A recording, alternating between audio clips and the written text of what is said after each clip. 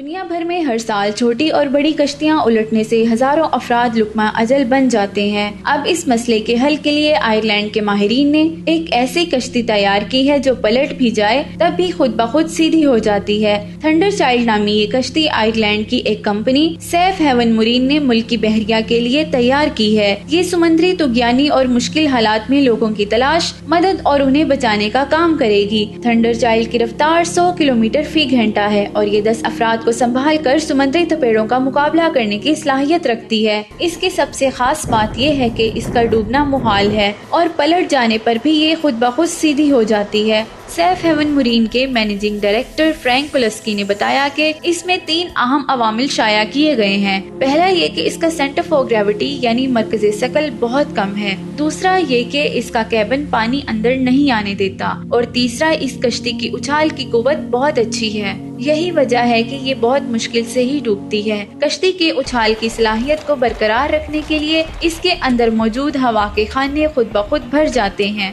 Engineers के मुताबिक अगर कोई तेज रफ्तार लहर भी कश्ती से टकराती है तब भी ये नहीं डूबेगी। इसका अमली मुजाहिरा करने के लिए कंपनी ने इसे एक क्रेन के जरिए 180 डिग्री पर डुबोने की कोशिश की है, जो इस वीडियो में भी देखी जा सकती है। पहली दफा इसे खाली हालत में डुबोया गया और दूसरी मर्तबा इसे चंद अफराद के साथ डुबोने की कोशिश की गई तो कश्ती फौरन सीधी हो गई।